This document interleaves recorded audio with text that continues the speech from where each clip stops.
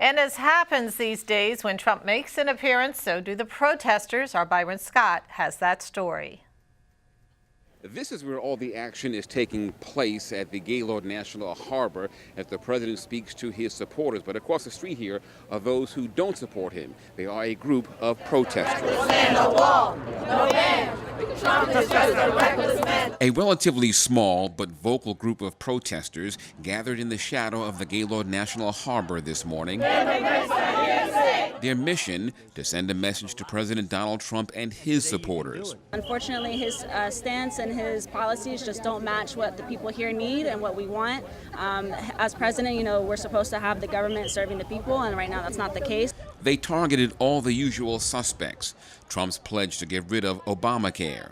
And in Prince George's County, that's a big deal, not just because it's 500,000 people that aren't going to have health care, but when you combine that with the fact that one of President Trump's supporters, Governor Hogan, is trying to play games with funding our new Prince George's Hospital Center, literally, like, access to health care in our county is literally on the line. On the president's immigration policy, I don't think that he represents the values, certainly not of Democrats, and I don't think of conservatives either. And so I think this is a really important moment. And Trump's promise to make America great again. Trust and believe the businesses may come back, but black folk ain't gonna be the ones getting the jobs in these businesses he's bringing back.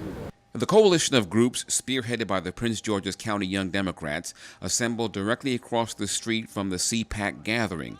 Trump supporters passing by stopped to mingle with protesters, sparking moments of debate.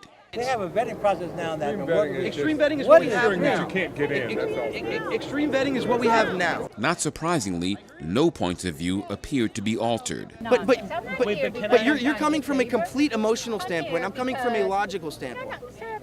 But that's what you're doing. That's exactly what you're doing. Are you crazy? I'm not. Are you crazy? I mean, seriously. We don't have to fight. And while some may think these guys are crazy, they are not, nor are their opinions without conviction. When he wants to get rid of regulations and destroy the IRS, he just announced the Emancipation Proclamation. Because anything over 10% of taxes is legal slavery. I don't need no programs, I just want my money. I'm asking you politely to stop saying that I didn't ask you. And while the give and take at times appeared tense, it all fell under the banner of democracy. And police say that's just fine. This is exactly what we wanted to see. People able to express their, exercise their freedom of speech in a place where, right in front of the Gaylord, we didn't stick them blocks and blocks away. We wanted to make sure that they felt like they were close enough to where their voices could be heard. By 11:25, Marine One was in the air, and the president was heading back to Washington, D.C.